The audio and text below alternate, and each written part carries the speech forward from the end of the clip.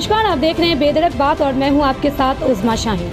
आजकल के भागदौड़ ज़िंदगी में लोगों को कई तरह की बीमारियों का सामना करना पड़ता है। वहीं दांतों की समस्या जो है वो भी आम हो गई है और दांतों की समस्या के लिए हमारे साथ आज हैं फैज़ अली, डॉक्टर फैज़ अली, जो एक डेंटिस्ट है और उन्हीं से हम बात करेंगे कि जो दांतों की जो आजकल समस्या हो रही है उससे किस तरह निपटा जाए।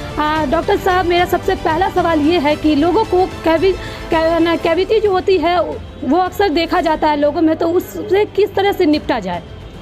देखिए, सबसे पहले तो आप साल में जैसे फिजिशियन के पास जाते हैं, रेगुलर डेंटल चेकअप साल में कम से कम 2 बार कराना चाहिए और हर 6 महीने पे अपने दांतों की सफाई करानी चाहिए, जिससे कि कैविटी होने का ख़तरा दांतों का बहुत कम हो जाता है। जब रेगुलर आप डेंटल चेकअप कराते हैं तो जिस समय इनिशियल स्टेज में कैविटी रहती है जो बहुत कम रहती है, तो डेंटिस्ट उसे आइडेंटिफाई कर सकते हैं और डेंटिस्ट ही राइट पर्सन है जो उसका ट्रीटमेंट कर सकते हैं और उसको भर देते हैं। और भरने से क्या होता है कि वो कैविटी वहीं पे स्टॉप कर जाती है और उससे आगे नहीं बढ़ती है, प्रोसीड नहीं करती है, इसलिए वो दांत बच जाता है। जनरली जो लोग इग्नोर कर देते हैं तो फिर वो परेशानी आगे बढ़ जाती है, लोगों को दर्द होने लगता है।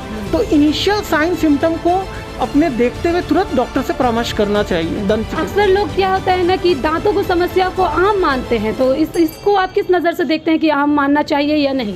देखिए, जागरूकता की कमी है जी। दांतों की समस्या अभी हर 5 में से 3 आदमी को दांतों की समस्या है। अगर पूरे इंडिया लेवल पे देखा जाए, हम लोग 125 करोड़ की आबादी आज हो गई है, लेकिन इसके लिए जो अभियान चलना चाहिए, जो जागरूकता अभियान, इसकी कमी है। इस वजह से लोगों में एजुकेशन नहीं है, कब उन्हें कहाँ दिखाना चाहिए। कई लोग क्वैक्स के यहाँ चले जाते हैं, कई लोग रोड पे दांत का इलाज करा लेते हैं बैठ करके, तो उन्हें पता नहीं है कि कौन राइट पर्सन है जिससे इलाज किया जाए। धीरे धीरे आप लोग के माध्यम से, प्रचार मीडिया के माध्यम से, इसमें आप लोग का बहुत बड़ा योगदान है, ये जागरूकता बढ़ रही है लोगों में, तो लोग भी अवेयर हो रहे हैं और अब दंत चिकित्सक से परामर्श ले रहे हैं। तो जब परामर्श लेंगे तो इसको आम नहीं समझना चाहिए। दांतों की समस्या कई तरह की अन्य समस्याओं में परिवर्तित होती है। अगर मैं आपको बताऊं आंकड़ों के आधार पर और सर्वे है, ये जर्नल्स में छपे हुए बात है, कोई मैं अपने तरफ से नहीं कह रहा। दांतों की समस्या की वजह से कार्डियक प्रॉब्लम भी हो सकता है, जिसको सब एक्यूट बैक्टीरियल एंडोकार्डाइटिस कहते हैं। बड़े बड़े कार्डियोलॉजिस्ट से जब आप बात कीजिएगा तो वो आपको बताएंगे कि मुंह से इन्फेक्शन किस तरीके हार्ट में चला जाता है और हार्ट के वाल्व को ख़राब कर देता है, जिसको सब एक्यूट बैक्टीरियल एंडोकार्डाइटिस कहते हैं। तो दांतों की समस्या को नज़रअंदाज नहीं करना चाहिए। प्रेग्नेंट वुमेन हो गई या कोई भी अन्य मरीज हो गए, प्रेग्नेंट वुमेन में भी हर 6 महीने पे एक बार दांत की सफाई करानी चाहिए, जैसे सेकेंड ट्राइमेस्टर में, जो कि सेफ पीरियड होता है।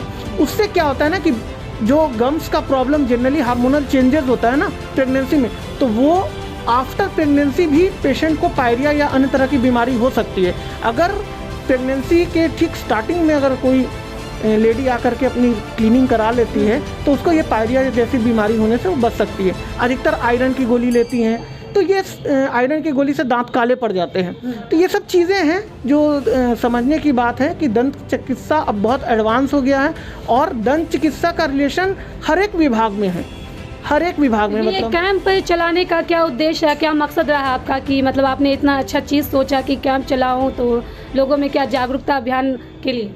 देखिए, कैंप चलाने का सबसे प्रथम उद्देश्य ये है कि जागरूकता हो और समाज के अंतिम व्यक्ति तक दंत चिकित्सा पहुंचना चाहिए। ऐसे इस कैंप में हमारे साथ बच्चों के भी डॉक्टर जुड़े हैं, ब्लड टेस्ट जांच हो रहा है, यहाँ पे बीपी नापा जा रहा है, हर चीज़ नापा जा रहा है। तो जब गरीब व्यक्ति जो होता है ना, जो समाज में जो इतना भी अफोर्ड नहीं कर सकता कि आपकी फीस दे सके, तो साल में ऐसा करना चाहिए, सभी दंत चिकित्सकों को कम से कम कैंप लगाना चाहिए और उनको भी दवाइयाँ देनी चाहिए, उनको भी जागरूक करना चाहिए। आपने बच्चों की बात कही, तो आजकल बच्चों में भी बहुत ज़्यादा दांतों की समस्या को देखने को मिलता है। अक्सर लोग, बच्चे सबको कि दर्द होता है, दांत अक्सर बहुत छोटे में ही ख़राब हो जाते हैं, उस पर क्या कहेंगे आप? देखिए, ये आपने बहुत ही अच्छा सवाल किया कि बच्चों में जो दांतों की समस्या हो रही है, और ये बहुत गंभीर समस्या है, क्योंकि इसका सबसे बड़ा कारण है कि माता पिता का जागरूकता की कमी होना। माँ और बाप बचपन में क्या करते हैं कि बच्चों को दूध दे देते हैं। जब 1 साल 2 साल के रहते हैं ना, तो बच्चा दूध पीता पीता ही सो जाता है और रात भर बैक्टीरिया उसके दांतों में वो सड़न के पैदा करती है और कैविटी लगाती है। उसको बोलते हैं नर्सिंग बोटल कैरीज। और उससे क्या होता है कि आप देखिएगा कि 3 साल की उम्र में कई बच्चों के देखिएगा दांत काले पड़ गए हैं, कीड़े लग गए हैं और झड़ रहे हैं। कई लोगों के दांत झड़ जाते हैं, तो उससे जो उनके परमानेंट दांत हैं, जो बाद में आने वाले हैं, जो ज़िंदगी भर रहेंगे, वो पहले आ जाते हैं। इनकम्प्लीट बने हुए जिनका रूट फॉर्म नहीं हो, पहले आ जाता है और उससे दांत टेढ़े मेढ़े निकलने लगते हैं और बाद में बहुत महंगा इलाज कराना पड़ता है। अगर छोटी सी सावधानी हम बरतें, जैसे बच्चों को जागरूक रखें, बच्चों का पेस्ट अलग होता है। मार्केट में कई तरह के पेस्ट अवेलेबल हैं, लेकिन बच्चों का पेस्ट हमने देखा है कि कई बड़े लोग बच्चों को सेंसोडाइन करा रहे हैं, क्योंकि बड़ों का पेस्ट है। आप बच्चों का अलग पेस्ट आता है, वो आपको देना चाहिए। पायरिया के लिए पैराडोनटैक्स आता है, तो वो आप दे सकते हैं पायरिया के लिए। बच्चों का पेस्ट अलग है, अलग बहुत सी ब्रांड है। सर, माँ बाप ये कहते हैं कि बच्चों को चॉकलेट खाने से दांत खराब होते हैं, इस पर क्या बोलेंगे? क्या मतलब, क्या सच में ऐसा होता है? बिल्कुल बिल्कुल, देखिए चॉकलेट खाने से तो दांत खराब होता है, लेकिन चॉकलेट खाना बंद नहीं किया जा सकता है। बच्चे कम नहीं करेंगे इस चीज़ को, क्योंकि बच्चों की पसंदीदा चीज़ है।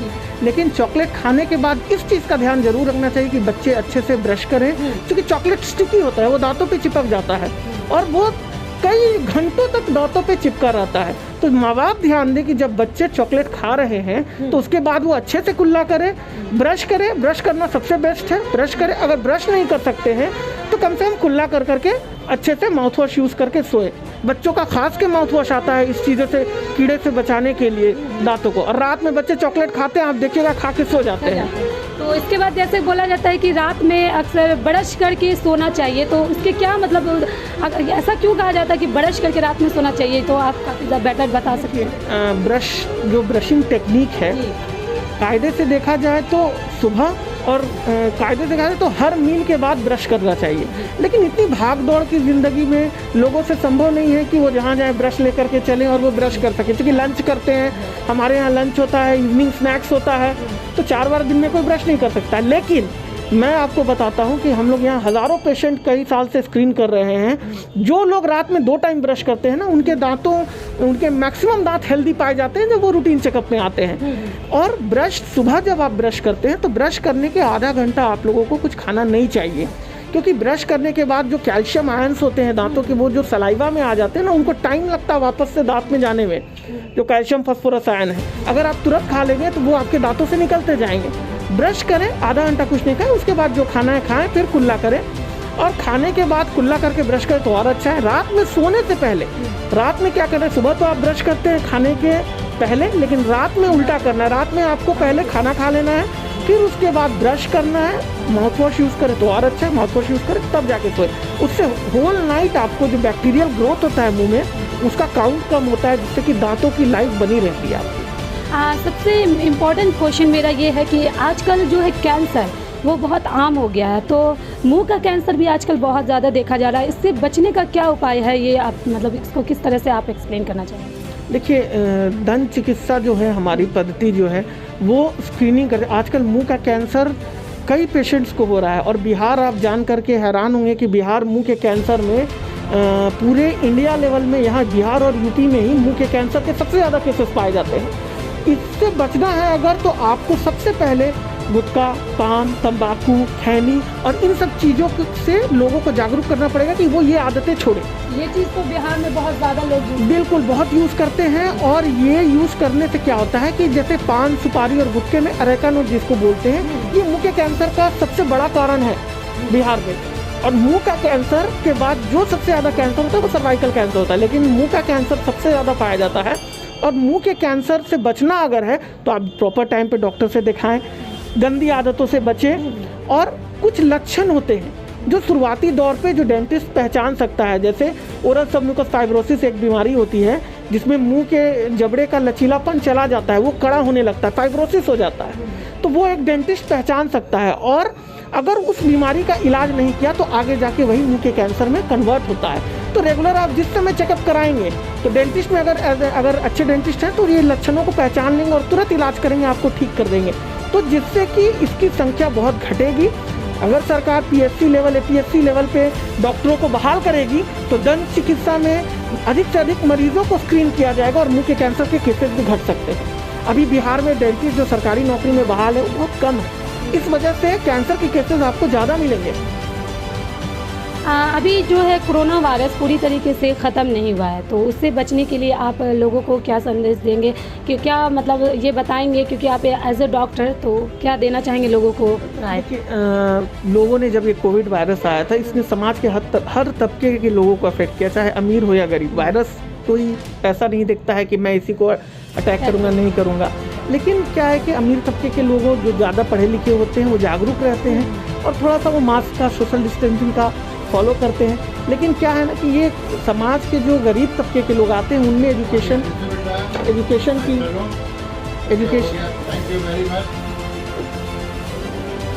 तो समाज के जो ये गरीब तबके के लोग हैं, तो ये गरीब तबके के लोग हैं, उनको नहीं मिल पाता है ये सुविधा प्रॉपर।